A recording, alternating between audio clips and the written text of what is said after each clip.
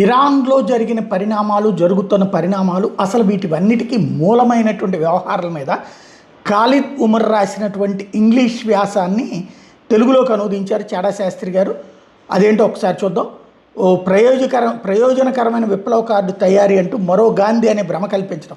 1979 నాటి ఇరానియన్ విప్లవం తరచుగా నిరంకుశత్వానికి వ్యతిరేకంగా జరిగిన ఒక స్వచ్ఛంద ప్రజా తిరుగుబాటుగా చిత్రీకరించబడుతుంది. కానీ వాస్తవంలో ఇది స్వతసిద్ధంగా వచ్చింది కాదు, చాలా వరకు తయారు చేయబడింది. 1970ల చివరి వరకు వచ్చేసరికి ఇరాన్ దేశం కోల్డ్ వార్ రాజకీయాలు, చమురు ఆర్థిక వ్యవస్థ మరియు పాశ్చాత్య దేశాల వ్యూహాత్మక ఆందోళన మధ్యలో ఉంది.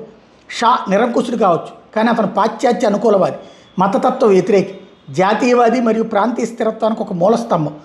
అప్పుడు ఇక్కడ మారింది రాత్రికి రాత్రే మారిన ఇరానియన్ సమాజం కాదు, పాశ్చాత్య దేశాల, ముఖ్యంగా వాషింగ్టన్ ప్రాధాన్యతలు.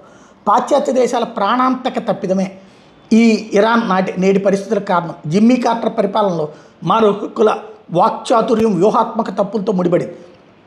సిఐఏ మరియు స్టేట్ డిపార్ట్మెంట్ షాని రాజకీయంగా భారంగా మరియు నమ్మలేని వ్యక్తిగా చూడటం ప్రారంభించి, మరోవైపు పాశ్చాత్య ప్రయోజనాలకు అనుకూలంగా ఉన్న 1954 నాటి చమురు ఒప్పందాలు 1979లో ముగియనున్నాయి. ఇరాన్ తన వనరుల మీద మరింత నియంత్రణ కోసం ఒత్తిడి చేస్తోంది. వాషింగ్టన్ దీని మీద పట్టు సాధించాలని భావించింది. ఆ గడ్డాలున్న మౌల్వీ అంటే అప్పటి రాజు, ఇరాన్ రాజు షా నుండి తాము మరిన్ని ప్రయోజనాలు పొందగలమని వాళ్ళు తప్పుగా ఊహించారు. ప్రయోగశాలిగా మారింది ఫ్రాన్స్. ఇరాన్లో అప్పుడు ఏర్పడ్డ ఈ శూన్యంలోకి అయతుల్లా రొహల్లా ఖొమైనీ ప్రవేశించారు. ఇతను ఫ్రాన్స్లో ప్రవాసంలో ఉన్న మతగురు, సిద్ధాంతపరంగా కఠినమయ్యేవాడు, కానీ రాజకీయంగా ఉపయోగపడేవాడు. ఖొమైనీ షాకు వ్యతిరేకంగా ఒక నైతిక శక్తిగా పనిచేయగలరని పాశ్చాత్య దేశాల విధానకర్తలు భావించారు. అతను కమ్యూనిస్టు వ్యతిరేకి, సోవియట్ వ్యతిరేకి మరియు గొడవల తర్వాత ఇరాన్ను స్థిరంగా ఉంచగలడని నమ్మారు. ఒక విస్మయపరిచే మేధోపరమైన అంధత్వంతో పాశ్చాత్య దేశాల కొందరు అతని మహాత్మా గాంధీతో పోల్చారు. ఈ పోలిక ఇప్పుడు ఒక విషాదకరమైన వ్యంగ్యంలా కనిపిస్తుంది. మీడియా ప్రచారం మరియు అంతర్జాతీయ గుర్తింపిచ్చారు. ఫ్రాన్స్ ఖొమైనీకి ఆశ్రయం కల్పించడమే కాకుండా ప్రపంచ మీడియా ప్రాప్యతను మరియు దౌత్యపరమైన రక్షణ ఇచ్చింది. ప్యారిస్ నగరం ఒక ఆధ్యాత్మిక మరియు ప్రజాస్వామ్య విప్లవంగా మార్కెటింగ్ చేయబడిన ఒక ఉద్యమానికి వేదికగా మారింది. పాశ్చాత్య మీడియా ఈ ప్రచారాన్ని పెంచి పోషించింది. ఉదారవాదం, బహుళవాదం మరియు లౌకిక పాలన పూర్తిగా తిరస్కరించే ఒక సిద్ధాంతాన్ని మానవీకరించడంలో జర్నలిస్టులు సహాయపడ్డారు. ఖొమైనీ ఆలోచనలు ప్రపంచానికి దాచినవి కావు. కానీ ఈ మధ్య కొన్ని రోజుల క్రితం భారత్లో భావప్రకటన స్వేచ్ఛపై ఆందోళన వ్యక్తం చేసిన సల్మాన్ రష్దీ వంటి వారు కూడా అప్పట్లో ఖొమైనీలో ఒక రక్షకుని చూసిన సోషలిస్ట్ ముఠాలో ఉన్నారు. ఇస్లామిజం గురించి వారికి లోతుగా తెలిసినప్పటికీ వాళ్ళు గుడ్డిగా నటించారు. ఒక మతతత్వాదిని అహింసావాద తత్వవేత్తతో పోల్చడం, ఖొమైనీ స్వయంగా రాసిన రాతలు మరియు ప్రసంగాలను వాళ్ళు నిరంతరం విస్మరించారు. అతని దృష్టిలో ప్రజాస్వామ్య సంస్కరణ లేదా సామాజిక న్యాయం లేవు. అతని సిద్ధాంతం వెలియత్తే ఫకీహ్ అంటే మత గురువుల నిరంకుశత్వం. అధికారం ప్రజల నుండి పైకి రాదు, దేవుని నుండి కిందకు వస్తుంది. దాన్ని కేవలం ఇస్లామిక్ న్యాయవాదులు మాత్రమే వివరిస్తారు.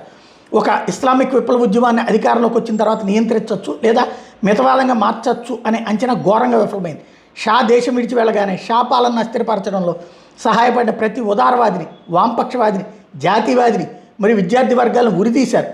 ఏ విప్లవంలో ఈ ఉదారవాదులు పాలు పంచుకున్నారో అదే విప్లవ ఫలితం తన సొంత మిత్రులనే మింగేసింది. దాని ఫలితంగా ఏర్పడిన మత్తత్వ రాజ్యం తాను కూలదోసిన షా రాజ్యం కంటే మరింత అణచివేత్తం, మరింత సిద్ధాంతపరమైన కఠినత్వంతో నిండిపోయింది. ఆధునిక రాజ్యాలు మరియు మధ్యయుగ సిద్ధాంతాలు దీని ఫలితంగా ఇరాన్లో దాదాపు అర్ధ శతాబ్ద కాలంగా అణచివేత, మధ్యప్రాచ్యమంతటా అస్థిరత, బందీల సంక్షోభాలు, ఫ్రాక్సీ యుద్ధాలు మరియు ఇరాన్ సరిహద్దులు దాటి రాజకీయ ఇస్లాం సమూలంగా మారిపోయింది. 1979 నాటి సుదీర్ఘ నీడ ఈ పాఠం చాలా స్పష్టంగా ఉంది. గూఢచారి సంస్థలు, దౌత్య కార్యాలయాలు మరియు మీడియా సృష్టించిన భ్రమల ద్వారా వచ్చే విప్లవాలు స్వేచ్ఛనివ్వవు. సిద్ధాంతపరమైన తీవ్రవాదులు తాత్కాలిక సాధనాలుగా భావించినప్పుడు ఆ మూల్యం చక్రవడ్డీతో కలిపి చెల్లించాల్సి ఉంటుంది. ఇక్కడ వడ్డీ అనేది చమురు లేదా శాంతి రూపంలో ఉండదు, లక్షలాది ప్రాణాల రూపంలో ఉంటుంది. గత అర్ధ శతాబ్దంలో ఇరాన్ ప్రజలు మరియు ప్రపంచం నేర్చుకున్న పాఠాలు ఈ మత విద్వేషం లేదా ఈ మృత్యు సంస్కృతిని, డెత్ కల్ట్ ఈ ప్రపంచం నుండి నిర్మూలించడానికి తోడ్పడతాయని నేను ఆశిస్తున్నానని రాసుకొచ్చారు. అయితే దీని మీద చాడా శాస్త్రి గారి ఫైనల్ అభిప్రాయం, విషాదకరమైన విషయం ఏంటంటే ప్రజాస్వామ్య, మానవ హక్కుల పరిరక్షణ వంటి తీపి కబుర్లు చెప్తూ సామ్రాజ్యవాద దేశం అని ఎప్పుడు విమర్శించబడే అమెరికా వామపక్ష మేధావులను వెర్రివాళ్ళని చేసి తన ఆటలో వాళ్ళని పావులుగా చేసి ఆడిస్తూ తాను గెలుస్తోంది. 1979 ఇరాన్ రాజును వ్యతిరేకించడం నుండి ఈ మధ్య హసీనాను వ్యతిరేకించడం వరకు వామపక్షాలు అమెరికా ఎజెండాకు మద్దతు ఇస్తూ వస్తున్నారు. మన దేశ విషయంలో కూడా చూడండి, ప్రజాస్వామ్యం, మానవ హక్కులు అంటూ అమెరికా భారత అంతర్గత విషయాలు వేలు పెడుతూ ఉంటే మా అంతర్గత విషయాల్లో వేలు పెట్టడానికి మీరెవరు అని అమెరికాను ఒక్క వామపక్ష మేధావి ఖండించడు. పైపెచ్చు ఆ అమెరికా మాటలకి ఇక్కడ వీరే ఎక్కువ ప్రచారం కల్పిస్తారు. ప్రస్తుతం ఉన్న మోడీ ప్రభుత్వానికి వ్యతిరేకంగా పాశ్చాత్య మీడియాలో ఏ కథనాలు రానియండి, ఈ దేశంలో వాటికి ప్రచారం కల్పించే ముఠా ముందు వరుసలో ఆ అమెరికాను 24 గంటలు ద్వేషించే వామపక్ష మేధావులే ఉంటారు. వీళ్ళని అమెరికా చక్కగా అర్థం చేసుకుని అన్ని దేశాలు వీళ్ళని పావుల్లాగా ఉపయోగించుకున్నట్టు ఇప్పటికీ వీళ్ళ జ్ఞానోదయం కలగడం లేదు. ఇటువంటి స్త్రీ ద్వేషిని వామపక్ష భావజాలం వాళ్ళు ఇరాన్ ప్రజలను ఎత్తిన పెట్టుకున్నటువంటి పరిస్థితి. ఒకసారి 1979 వరకు ఇరాన్ స్త్రీలు మరియు బాలికలు అత్యాధునిక దుస్తులు ధరిస్తూ స్వేచ్ఛగా తిరిగేవాళ్ళు.